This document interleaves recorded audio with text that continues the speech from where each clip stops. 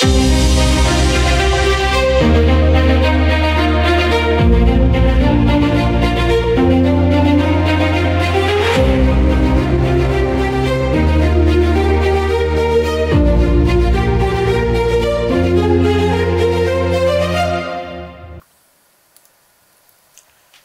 sejahtera dan shalom kepada kita semua. Selamat datang ke Wacana Firman kita, program Wacana Firman season yang ketiga. Saya sangat senang dan sangat gembira bersama-sama saya, kamu semua yang ada di sini. Dan saya ingin menanyakan, apa kabar kamu semua? Sudah makan? Baik? Baik. Terima kasih. Saya pun sudah makan. Puji Tuhan. Oke, pada hari ini dan pada saat ini kita akan membincangkan mengenai topik panggilan. Bukan sekadar panggilan, tetapi panggilan perdana. Nah, apa yang bermain di pikiran kita mengenai panggilan ini? Kalau kita definisikan ini selalu, panggilan itu seperti seseorang memanggil kita untuk sesuatu. Dan juga selain itu, ya boleh juga didefinisikan dengan panggilan hewan. Macam mana hewan memanggil sesamanya. Dan macam mana burung-burung memanggil sesamanya. Begitu juga kita memanggil seseorang untuk sesuatu. Nah, kita juga dipanggil oleh ibu bapak kita. Untuk jangan lupa kasih makan ayam. Kalau pasal panggilan ini, salah satu panggilan yang sangat menakutkan pada saat dulu apabila saya dipanggil oleh ibu bapak saya. Jikalau saya melakukan sesuatu yang salah. Saya rasa semua kita pernah merasa. Tapi panggilan yang sangat menggembirakan apabila panggilan dari ibu bapa kita memberikan kita makanan seperti KFC. Itu ada panggilan yang banyak. Banyak yang kita boleh definisikan mengenai panggilan ini. Banyak sangat panggilan telepon, panggilan apa, panggilan hewan ataupun apa saja. Tapi panggilan yang kita akan fokuskan pada hari ini yaitu panggilan perdana. Panggilan dari mana? Panggilan perdana daripada Tuhan. Ini yang kita akan fokus pada sesi ini. Sebelum kita meneruskan kita perbincangan, mari kita berdoa terlebih dahulu. Mari kita berdoa dan saya akan pimpin dalam doa. Bapa kami yang bertakhta di kerajaan surga, Bapa kami sangat bersyukur dan terima kasih dengan peluang ini sekali lagi kami dapat berbincang bersama-sama mengenai topik yaitu panggilan perdana daripada Tuhan. Pada saat ini Bapak kami ingin mengundang Roh Kudus-Mu untuk berada di dalam sesi perbincangan kami supaya apa yang kami bincangkan adalah melalui-Mu ya Bapak. Dan juga kami ingin mendoakan agar hikmat dari surga turun kepada kami supaya kami dapat berbincang dengan baik sejurus dengan penyertaan Roh Kudus-Mu ya Bapak. Pada saat ini Bapak kami serahkan sesi perbincangan kami ini dalam nama anak-Mu Tuhan Yesus yang sudah menjadi juru selamat kami semua. Amin. Amin. Oke. Mengenai panggilan ataupun panggilan perdana daripada Tuhan, saya ingin menanyakan kepada rekan-rekan saya di sini. Terlebih kepada Ade, rekan saya Ade, apa itu menurut kamu ataupun menurut pengertian kamu, apa maksud panggilan Tuhan itu? Ataupun apa yang kamu boleh mendefinisikan panggilan Tuhan itu menurut kamu sendiri? Terima kasih soalannya, saudara Jason. Ya, panggilan Tuhan bagaimana atau apa atau yang mendefinisikan? Kalau bagi saya pikir panggilan Tuhan harus berdasarkan Alkitab juga. Ya, jadi contohnya, kalau seseorang ini atau salah satu kita di sini dipanggil untuk merompak bank. Padahal Alkitab mengatakan jangan mencuri. Jadi itu sudah bercanggah dengan Alkitab.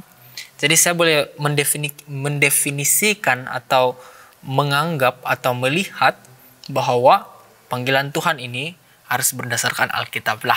Berdasarkan Alkitab dan juga panggilan itu dia punya macam panggilan itu baiklah kan.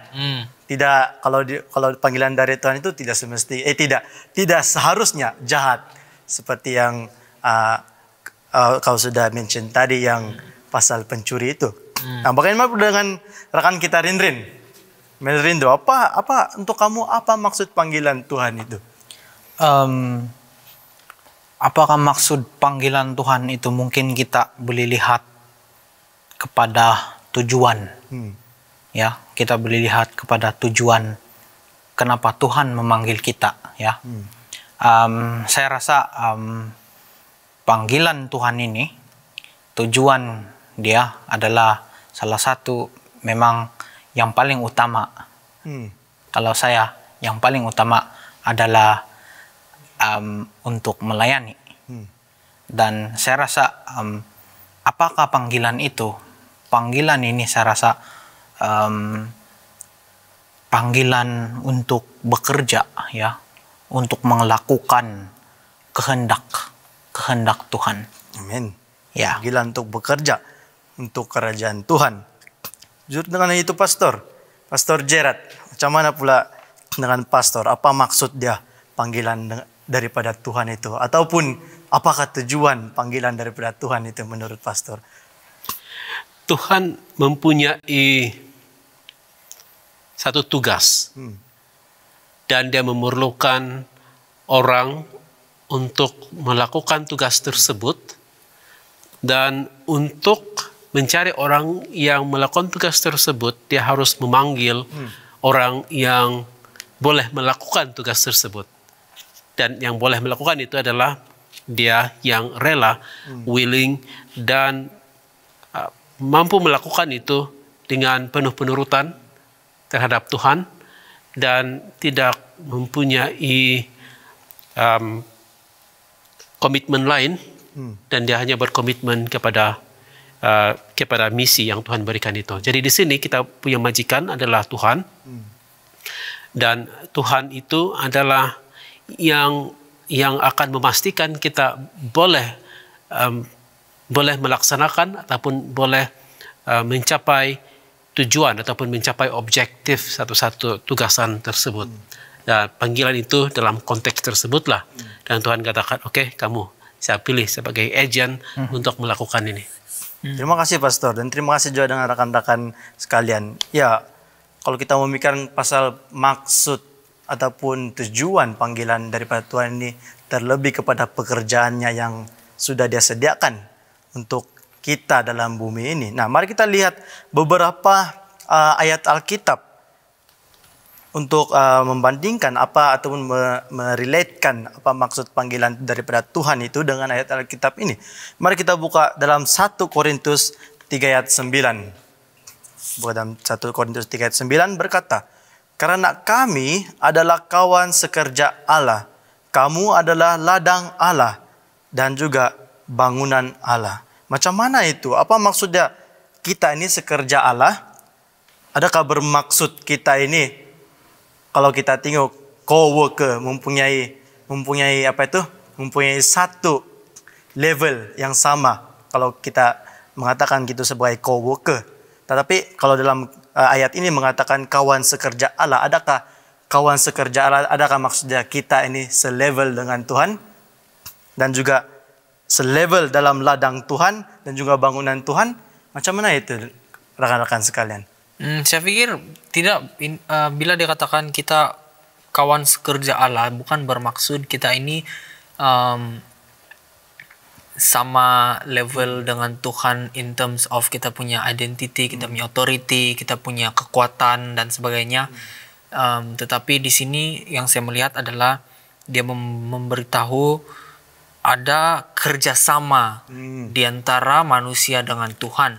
Tidak bermaksud bahwa manusia itu mempunyai authority yang sama dengan Tuhan, sampailah dia tidak perlu percaya atau menuruti apa yang Tuhan katakan. Oh, saya ini sama level sama Tuhan, tidak perlu dengar cakap dia. Tidak, bukan itu maksud yang saya boleh lihat di sini. Tetapi ini kalau saya ingin ambil karena kami adalah kawan sekerja Allah, pernyataan ini atau frasa ini saya percaya lebih kepada kerjasama manusia dengan Tuhan. Jadi saya tidak setuju kalau kita katakan, kita ini sama level dengan Tuhan, authority, power, semua Tuhan, sehingga kita tidak perlu dengar cakap Tuhan. Itu saya tidak setuju lah. Ya, mungkin rekan-rekan yang lain ada tambahan. Ya, saya suka respon kepada pandangan saudara Lyndon ya. Dia bilang tadi kita bukan satu level dengan Tuhan ya. Kita bukan satu level dengan Tuhan, tetapi kita kerjasama dengan Tuhan. Malah Tuhan yang memberi kita itu koman. Sebab kalau kita satu level sama Tuhan, kita betapa mau dengar koman dari Tuhan kan? Betapa kita mau dengar koman dari Tuhan kalau kita satu level sub, kita sudah tahu, sebab kita sudah tahu apa mau buat. Ya. Jadi saya rasa saya setuju dengan apa yang Lyndon cakap tadi. Dia bilang kita ini kerjasama dengan Tuhan. Ya. Bagaimana kalau kita melihat dia punya konteks sedikit, kalau kita undur sedikit pergi ke ayat yang ke-6, mungkin nanti Dr. Gerard boleh bagi sedikit pencerahan. Dan kalau kita lihat di 1 Korintus 3 ayat yang ke-6 ini kan, dia katakan, aku menanam, Apolos menyiram. Jadi kita tahu yang menulis buku Korintus ini adalah Paulus. Jadi dia mengatakan, aku, Paulus, menanam, Apolos menyiram, tetapi Allah yang memberi pertumbuhan. Karena itu yang penting bukanlah yang menanam atau yang menyiram, melainkan Allah yang memberi pertumbuhan. Baik yang menanam maupun yang menyiram adalah sama, dan masing-masing akan menerima upahnya sesuai dengan pekerjaannya sendiri. Dan barulah masuk ayat yang ke-9 yang kita baca tadi, karena kami adalah kawan sekerja Allah. Jadi kalau kita melihat menyiram dan juga yang menanam itu, mereka berdua memang sama level. Tapi di antara kita dan Tuhan mungkin sama, maksudnya di sini bekerja ada kerjasama dan bukanlah sama level sehingga kita tidak perlu melihat ataupun menghiraukan panggilan Tuhan. Mungkin Dr. Gerard ada sedikit pencerahan mengenai ayat ini. Ya, saya pikir apa yang kamu nyatakan itu adalah apa yang coba disampaikan oleh teks tersebut, di mana kerjasama bersama-sama dengan pemilik pekerjaan tersebut. So, kalau kita lihat di sini dengan jelas mengatakan bahwa Allah yang memberi pertumbuhan, mereka semua bekerja bersama-sama. Masing-masing mempunyai role dia ataupun peranan dia. Menanam, menyiram, bertumbuh. Tetapi yang lebih penting adalah menumbuhkan ataupun memberi pertumbuhan itu. Ayat yang ke-9 katakan kawan sekerja Allah, dan itu di dalam satu ladang yang sama. Ladang siapa? Ladang Allah. Bangunan Allah. Itu adalah environment ya dalam pekerjaan tersebut. Dan kalau kita lihat mengenai siapa pemilik dia ini, maka Allah itu adalah yang paling utama di sini. Jadi Allah juga bekerja mau mencapai tujuan dia di dalam ladang tersebut, tetapi dia mempunyai kita bersama di sini, Apolos, Paulus, dan pekerja yang lain untuk melaksanakan apa yang mereka harus selesaikan dalam ladang tersebut. Oke, terima kasih dengan pendapat kamu semua. Dan saya terfikir dengan explanation Pastor Gerard tadi, di mana dia mengatakan bahwa ada ladang dan Tuhanlah pemiliknya. Tapi kalau kita apply-kan kepada konsep sekarang, seakan-akan ada bos dan ladang, kuncu-kuncu dia. Begitu. Jadi macam mana kita mau itu bos. memahami itu kalau begitu, Pastor, dalam konteks itu? Adakah kita boleh memahami ayat ini seperti itu ataupun tidak? Saya pikir kalau kita mau memahami ini dalam perspektif kemanusiaan kita, saya pikir itu adalah language ataupun bahasa yang boleh kita fahami, sebab kita mempunyai ruang, kawasan dia, ruang. Kita mempunyai objektif ataupun tujuan apa yang harus dilaksanakan. Kita mempunyai orang yang mengawas ataupun supervise itu. Tetapi pada masa yang sama, dia harus juga ada mereka yang melaksanakan tugas-tugas tertentu di dalam pekerjaan tersebut, dalam suasana pekerjaan tersebut. Jadi kalau kita katakan ada bos, ada pekerjaannya, iya. Saya pikir kita boleh memahami itu dalam perspektif manusia seperti itu. Terima kasih Pastor.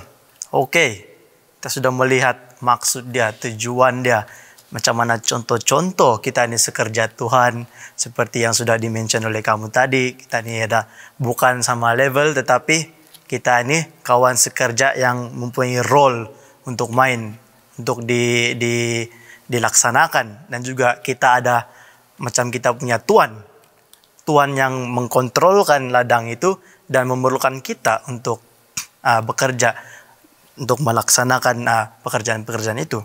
Nah, yang kita lihat di sekarang ini, pekerja-pekerja Tuhan yang sudah dipanggil, termasuk kita, Pastor Gerard, dipanggil sebagai pekerja Tuhan. Yang kita boleh lihat kan dalam Alkitab itu, panggilan untuk pekerja-pekerja Tuhan sepertinya dibahagi kepada dua. Yang boleh saya lihat yaitu secara direct ataupun secara indirect. Nah, bagaimana itu panggilan secara direct menurut rekan-rekan saya? Dan juga macam mana itu, bagaimana itu panggilan secara indirect? Seperti yang kita lihat seperti Paul, di mana dia kelihatannya seperti direct betul. Yesus menunjukkan dirinya kepadanya. Dan juga kalau untuk indirect yang saya boleh lihat seperti Lukas. Dia adalah bukan salah satu disciple Yesus pada masa itu, kalau saya tidak silap, bukan itu Pastor? Ya, dia merupakan salah seorang daripada convert of Paul, probably. Macam mana, secara indirect dia macam mana Luke boleh terpanggil itu? Panggilan direct dan indirect, satu soalan yang sangat menarik. Sebelum mungkin kita masuk dalam dalam case Tuhan memanggil kita, mungkin kita boleh lihat terlebih dahulu situasi kita sebagai manusia. Contohnya kalau saya panggil sahabat kita Melrindro directly, bermaksud mungkin kami berdepan dan saya panggil dia, Melrindro, macam gitu. Tapi kalau indirectly mungkin melalui orang tengah. Jadi saya berada di tempat yang jauh, Melrindro berada di tempat yang jauh dari saya. Kemudian saya ingin memanggil Melrindro berjumpa dengan saya melalui satu orang. Jadi contohnya lah saudara Jason, untuk saya tugaskan kamu untuk panggil Rinrin atau Melrindro untuk berjumpa dengan saya. Nah, saya pikir itu bolehlah dikatakan atau sebagai direct call atau indirect call. Ada lagi perspektif lain kah? Macam mana kita dipanggil secara direct ataupun indirect kah? Saya rasa secara direct itu mungkin kita boleh memahami secara literalnya lah, kan mungkin direct yang direct gitu. Tapi mungkin kita boleh bahas sedikit lagi mengenai indirect lah. Tapi itu yang bikin kita confuse sedikit dan bikin macam mana sebenarnya itu indirect kan? Indirect, panggilan indirect dari Tuhan kan? Panggilan macam mana nih ya? Ada pendapatkah sahabat Melrindro?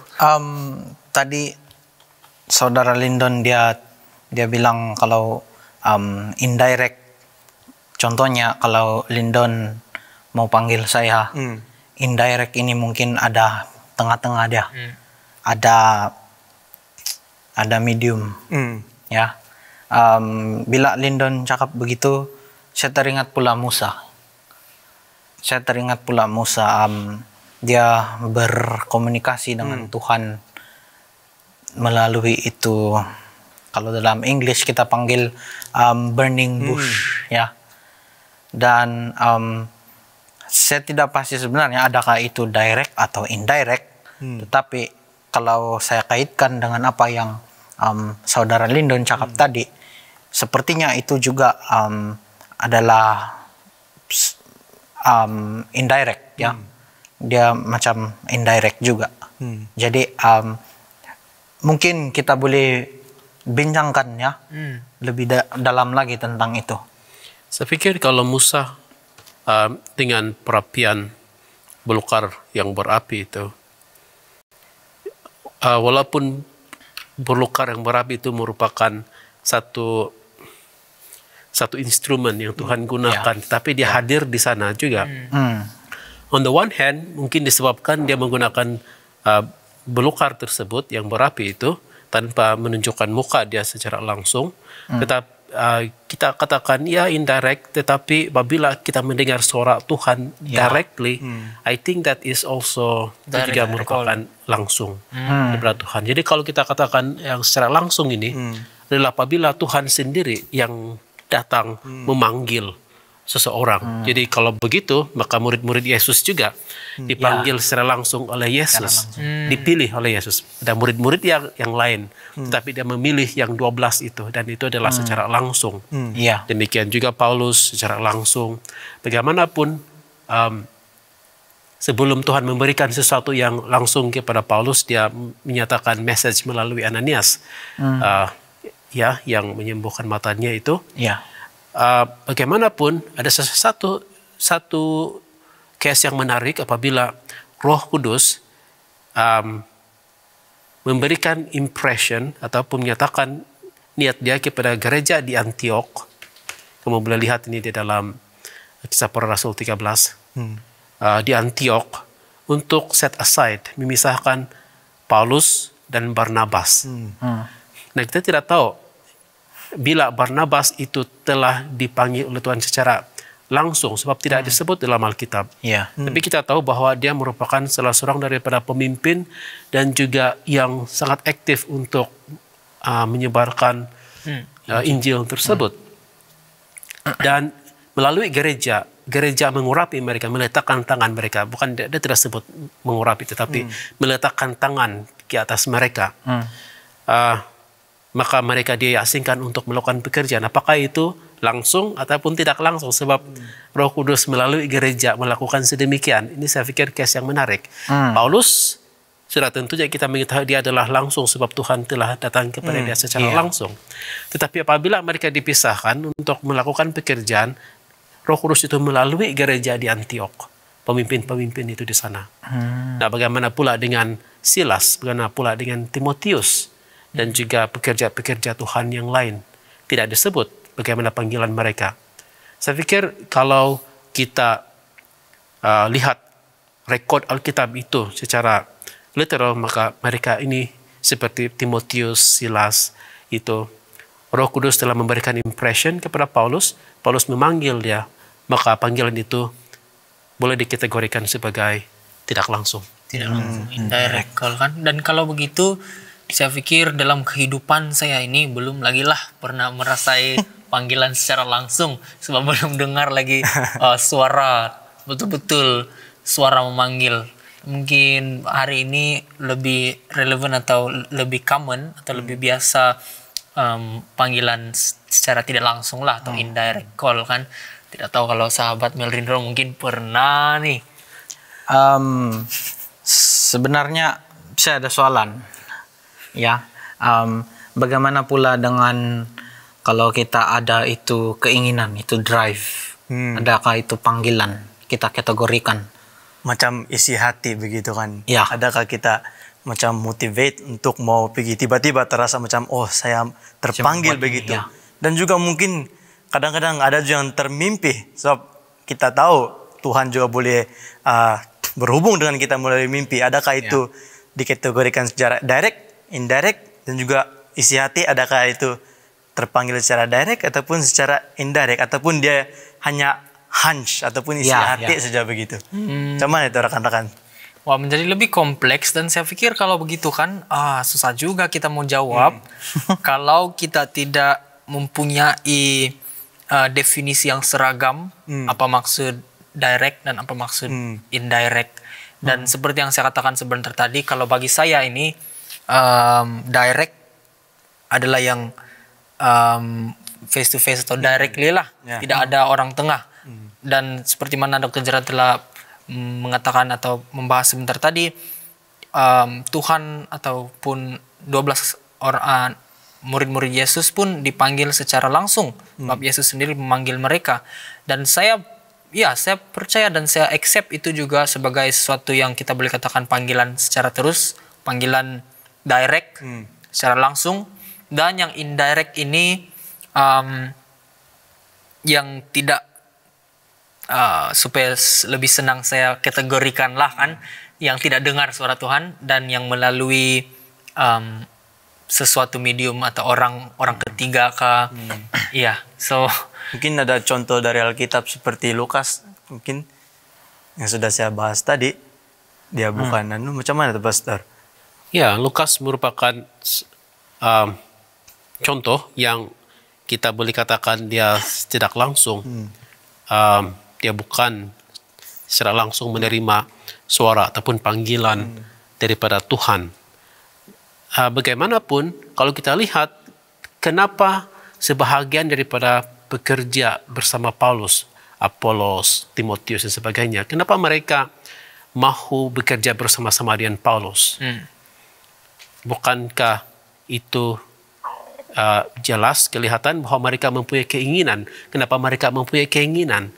Sudah tentunya dalam hati mereka itu merasakan sesuatu ketegangan, panggilan tertentu untuk menyahut panggilan pelayanan itu ataupun pelayanan. Jadi pada hari ini secara lumrahnya manusia ini adalah makhluk yang mementingkan diri sendiri. Kita tidak mahu menggunakan masa yang kita ada ini untuk orang lain. Kita mau untuk diri kita sahaja dan apapun resources dalam diri kita. Tetapi apabila kamu mempunyai keinginan untuk melayani orang lain dan bukan diri kamu, daripada mana itu? Apakah itu dari sumber diri sendiri ataupun apakah itu mempunyai sumber daripada Tuhan? Saya percaya bahwa apabila itu berlaku, itu mempunyai sumber daripada Tuhan. Tapi apakah itu sesuatu yang boleh kita kekalkan sepanjang kehidupan kita? Itu bergantung kepada pilihan kita di masa-masa yang akan datang. Sebab dalam pekerja pelayan Paulus juga ada, Paulus katakan ada orang-orang tertentu yang telah meninggalkan juga pelayanan. Gitu.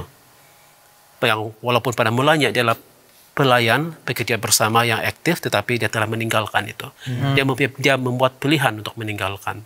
Tetapi kenapa mereka datang ke pelayanan, melakukan pelayanan itu pada mulanya? Mereka telah menerima, mempunyai satu bisikan lah, itu kita istilah yang kita panggil Bisikan. satu bisikan dalam hati yang mahu mendedikasikan kehidupan kita. Terima kasih pendapat kamu semua. Ya, saya boleh mendapat satu conclusion bahwa antara direct ataupun berdasarkan jawaban-jawaban kamu semua, antara direct ataupun indirect, dia mesti panggilan daripada Tuhan. Walau macam mana pun, direct ataupun indirect, kalau dia menghasilkan ataupun bekerja untuk Tuhan, ia adalah panggilan daripada Tuhan. Nah, persoalan yang seterusnya yang saya ingin membawa kita semua ialah bagaimana kita mengenal pasti kita dipanggil Tuhan untuk bekerja. Rekan-rekan sekalian. Saya pikir ada beberapa aspek yang kita boleh nilai atau kita boleh lihat, dan berdasarkan aspek-aspek itu kita boleh tahulah sama ada kita dipanggil oleh Tuhan. Contohnya saya ingin menggunakan ilustrasi yang awal sebentar tadi kan, dipanggil untuk merompak, kok tiba-tiba ada naluri, saya mau merompak lah. Hari ini saya mau jadi kaya, confirm dapatnya. Ada naluri hatinya macam begitu kan. Tetapi perbuatan itu tidak benar. Berdasarkan Alkitab mengatakan jangan mencuri kan. Jadi kalau kita lihat, saya dipanggil ini untuk melakukan sesuatu perkara, adakah perkara ini benar ataupun salah? Ataupun adakah ini bercanggah dengan Alkitab? Bukan saja mencuri atau merompak lah, banyak lagi perkara-perkara lain. Contohnya tiba-tiba kamu ada seseorang yang kamu benci kah, tidak senang kah, tidak suka kah, marah kah sama dia, tiba-tiba hati naluri kamu, bunuh dia. Adakah ini panggilan Tuhan untuk menghapuskan orang yang kamu tidak suka itu? Sudah pasti bukan, sebab ini bercanggah dengan apa Alkitab katakan. Jadi ini salah satu aspek yang saya boleh lihat lah. Adakah sesuatu pekerjaan atau perkara yang kita dipanggil untuk lakukan itu, adakah itu bertentangan ataupun sejajar dengan atau boleh diterima sesuai mengikut ajaran Alkitab. Dan kalau kita lihat aspek ini, saya pikir boleh kita tahu sama ada ini panggilan Tuhan ataupun tidak. Mungkin ada tambahan lain dari para panel. Saya suka ambil poin yang awal tadi. Bila kita ada itu keinginannya, dan saudara Lindon tadi dia cakap kita perlu evaluate, kita perlu menilai. Jadi mungkin juga saya terfikir kalau kita ada tuh bisikan ya, kita ada itu keinginan untuk melakukan sesuatu, kita kena pikir sama ada itu baik atau tidak, sama ada itu biblical atau tidak. Dan kalau ini keinginan yang kita mau buat ini kan dia tidak biblical, dia tidak baik. Mungkin ini bukanlah panggilannya, ini bukanlah panggilan yang datang daripada Tuhan. Mungkin dari lain lagi, dari sumber yang lain lagi.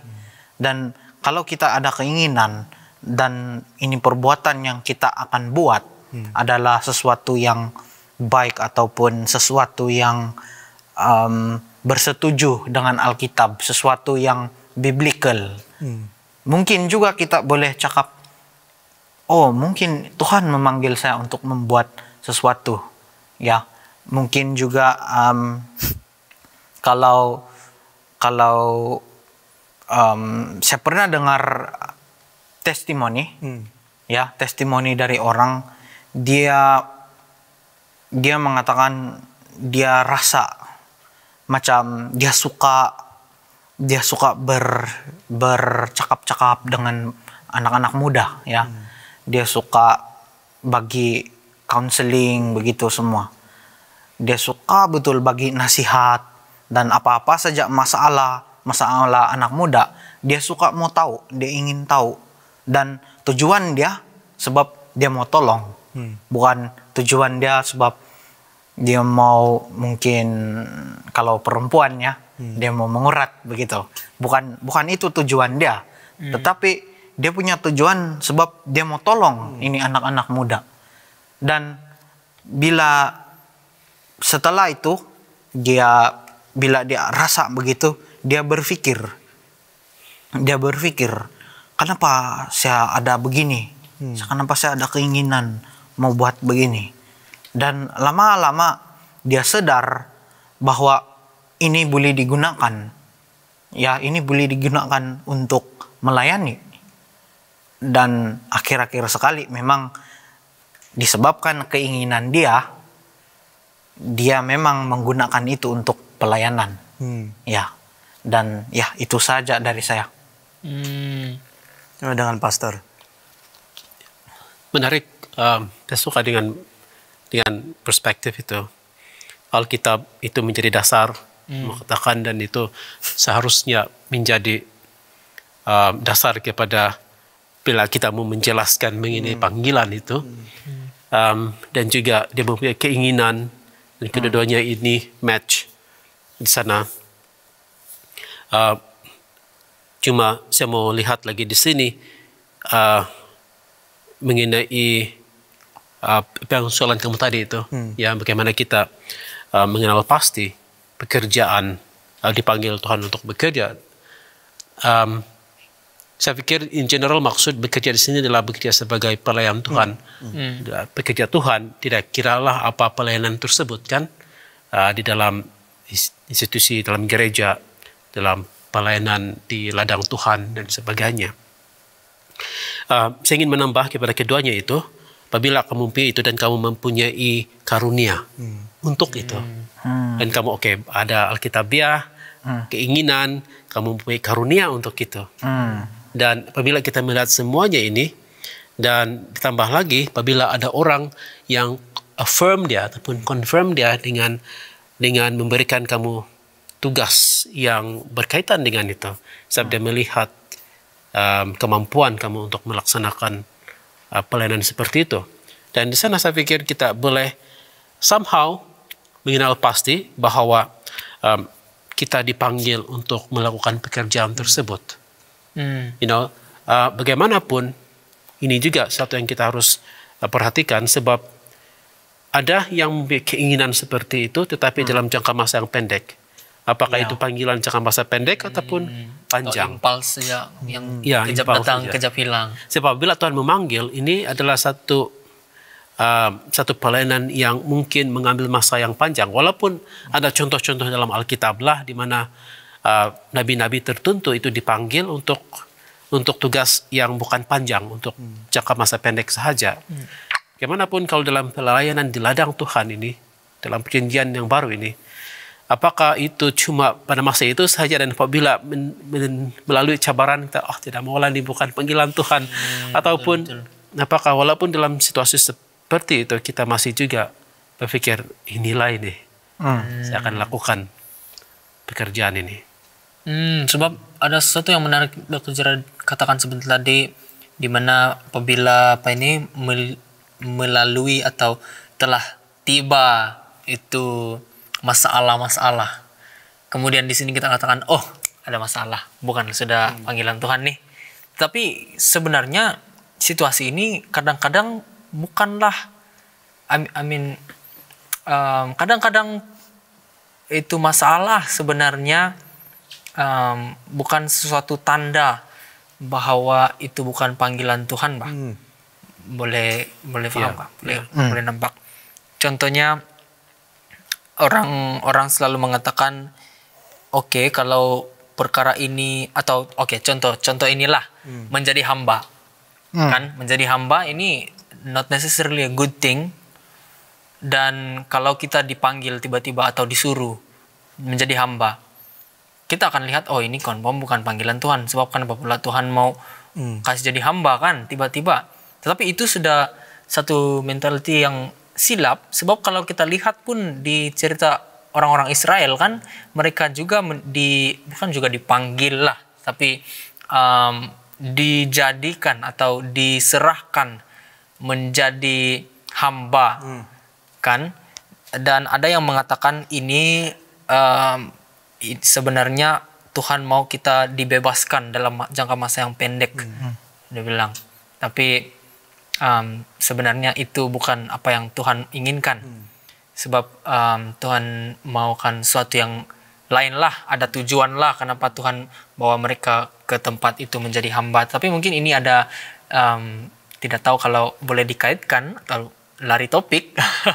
Tetapi ya, kembali kepada host. Ya, saya memikirkan perkara yang sama apabila Lyndon menyebut pasal hamba. Apa jadi kalau dalam satu institusi, kalau kita melihat untuk soalan juga lah, macam mana kita tahu bahwa itu adalah panggilan yang tepat dari Tuhan, dari institusi itu, dari institusi kekristianan lah. Macam mana kita tahu? Sebab setahu kita, sebab itu adalah organisasi kekristianan, dan confirm, itu panggilan yang tepat. Tapi macam mana kita mau meyakinkan yang bahwa kita ini dipanggil secara tepat, secara perdana lah dari institusi ataupun organisasi Adventist ataupun kekristianan di seluruh dunia ini.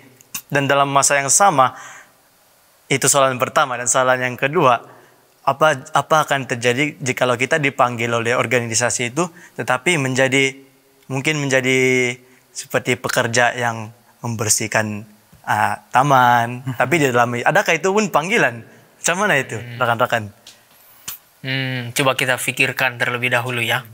Kita mungkin ada yang boleh mulakan. Sebenarnya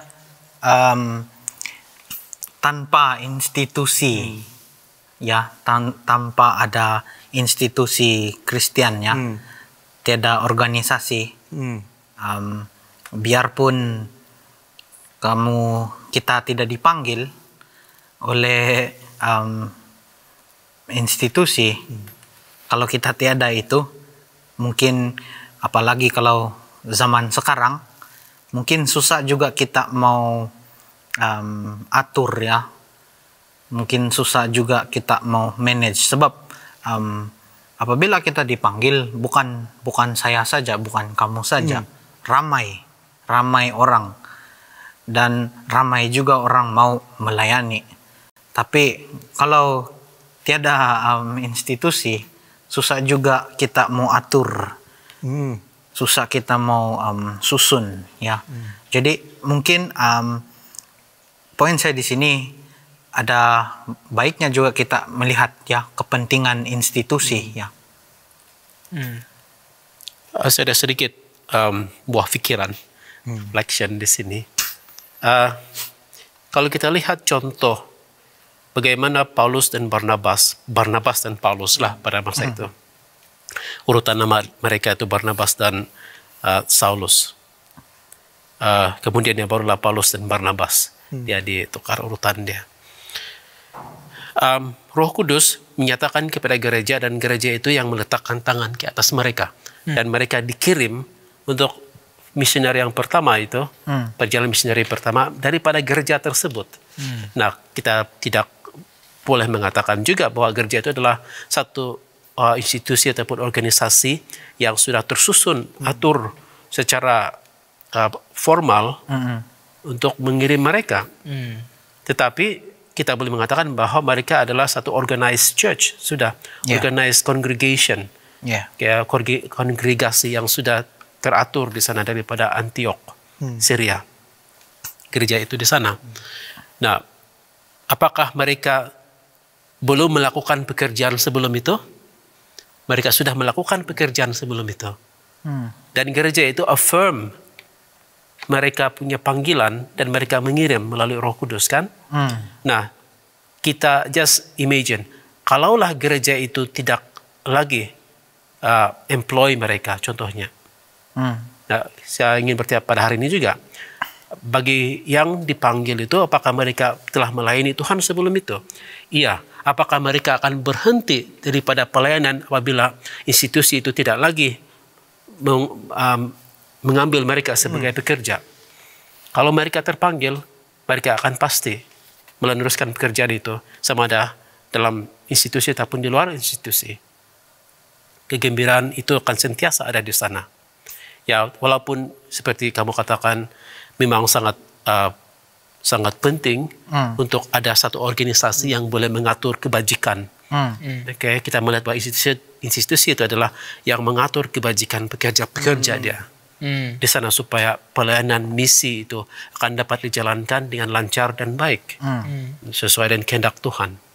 Ya, dan tidak kiralah sama ada kamu dalam kedudukan yang memimpin ataupun yang dipimpin ataupun yang membersihkan di tepi-tepi, mereka semua mempunyai kasih karunia ataupun karunia roh yang diterima daripada sumber yang sama. Jadi itu yang membuatkan kita flat, sama rata pada semuanya. Saya sebenarnya nih berminat dengan soal pembersih ini. Jadi mungkin mana tahu lah kan ada kita katakan panggilan dari institusi untuk membersih. Oke. Saya melihat juga apabila pastor sudah explain tadi, pemimpin yang dipimpin dan yang direktur untuk membersih, bukan kita melihat bukan satu pekerjaan yang buruk lah batu kan, bukan jauh buruk batu. Bagus batu membersihkan, membantu juga dalam gereja. Tapi saya melihat di sini seakan-akan yang pemimpin memimpin dan ada yang dipimpin, ada juga role dia main dan juga membersih untuk membersihkan gereja. Seakan-akan saya melihat talenta setiap satu itu dimainkan di dalam satu organisasi itu. Jadi macam mana tuh kita boleh mengenal pasti dan kita boleh mengkaitkan panggilan Tuhan itu dengan kita punya talenta setiap satu dan untuk membantu organisasi kita. Macam mana itu? Mungkin ada baiknya juga kalau kita tahu terlebih dahulu apakah talenta roh yang talenta-talenta yang kita ada, dan bagi kita institusi gereja Seventh Day Adventist sebenarnya sangat diberkatilah, sebab sebenarnya kalau kita masuk dalam official website kita itu ada sebenarnya tempat untuk mengambil untuk menjawab soalan, dan dari pengiraan itu resultnya nanti dia bagi tahu oke, ini kamu punya talenta. Jadi dari sana dia boleh cadangkan apa pekerjaan atau role ataupun bahagian-bahagian yang mungkin kamu boleh berminat atau sesuai, you know. So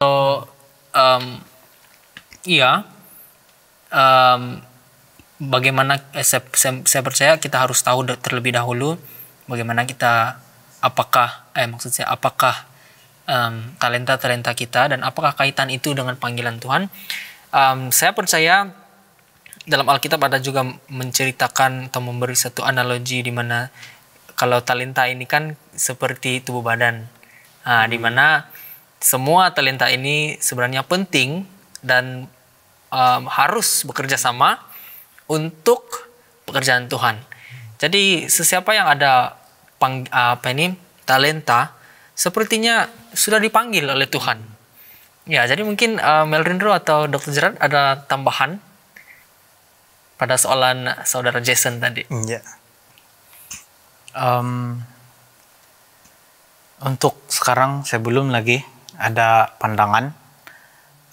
Saya suka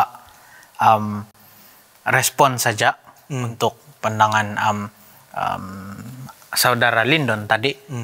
Dia mengatakan tentang spiritual gift, ya. Penting juga untuk kita evaluate, ya, apa role kita, apa peranan kita yang kita mampu, ataupun apa kelebihan kita dalam apa yang kita boleh melakukan, ya, dalam satu institusi, ya. Dan saya rasa itu sangatlah penting. Dan saudara Adi juga sudah menyebut tentang panggilan tadi. Sebenarnya kita sudah dipanggil, dan saya rasa saya setuju dengan apa yang diberi tahu oleh saudara Adi tadi, dan saya rasa itu sangat penting, ya, untuk kita semua. Gimana dengan Pastor Gerard? Saya pikir mereka sudah ulas dengan baik tadi. Kenapa harus ada spiritual gifts ataupun karunia roh itu? Dan dikatakan dalam petikan oleh Paulus, ditulis oleh Paulus, bahwa itu diberikan oleh Roh Kudus. Digunakan di dalam konteks pelayanan dalam gereja. Dan itu tidak boleh talenta ataupun roh, karunia roh itu bukan digunakan di luar gereja. Konteksnya adalah dalam gereja. Apapun yang kamu lakukan di luar gereja, itu kita tidak boleh panggil spiritual gifts. Itu adalah talenta kamu, your gifts. Sebagian daripada skill yang kamu ada mungkin dalam ketika lahir. Tetapi yang di dalam gereja itulah yang kita katakan, oke, ini adalah panggilan khusus Tuhan dilakukan di dalam ladang Tuhan. Oh, itu sesuatu yang sangat membantu, sebab selama ini saya pikirkan, spiritual gifts termasuklah mungkin menyanyi. Kadang-kadang kita menyanyi dalam gereja, tapi kita juga menyanyi dalam karaoke. Saya bukan orang yang suka karaoke lah, tetapi mungkin ada sahabat-sahabat kita atau orang-orang lain suka karaoke. Dan juga contoh membersih juga lah tadi kan, membersih. Hospitality, kalau kita lakukan dalam gereja, tapi mungkin ada orang yang suka membersih. Dia suka membersih di laut saja. Di laut saja. Adakah itu juga kita boleh katakan spiritual gifts? Jadi membantu sebenarnya yang Dr. Gerard klasifikasikan sebentar tadi lah. Ya, kita dipanggil oleh Tuhan, sama ada direct indirect adalah panggilan, dan juga tujuan panggilan untuk meluaskan kerajaannya, untuk bekerja sama Dia. Dan juga dari spiritual gift kita yang walaupun ada sebagian Pada talenta kita itu memang ada, tetapi apabila kita melibatkan talenta kita dengan gereja dan secara efektifnya itu dipanggil spiritual gift kan. Dan itulah salah satu panggilan untuk kita semua, menggerakkan kita punya talenta, kita punya panggilan semua, apa yang kita perlu buat dari institusi, kita dipanggil dari mana. Itulah panggilan yang benar daripada Tuhan. Melainkan apa yang sudah dibincang tadi, yang panggilan untuk pergi mencuri, itu bukanlah panggilan daripada Tuhan. Tapi apa yang sudah kita bincang dari mulai hingga akhir tadi, kita boleh tahu macam mana tuh panggilan Tuhan itu dengan bekerja dengannya. Oke, sampai situ saja kita punya perbincangan pada saat ini. Dan untuk menutup kita punya perbincangan mengenai topik panggilan perdana ini, saya ingin menjemput Pastor Gerard untuk melayangkan doa penutup untuk kita semua. Mari kita berdoa bersama. Bapa kami dalam kerajaan surga, kami sangat teruja apabila kami berbincang mengenai konsep panggilan ini. Kami bersyukur sebab Engkau telah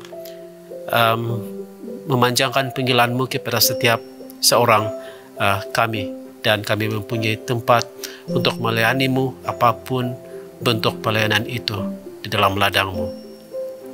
Kami memohon agar kami melihat yang lebih jelas dan diberikan kekuatan dan juga kecukupan untuk melakukan pelayanan.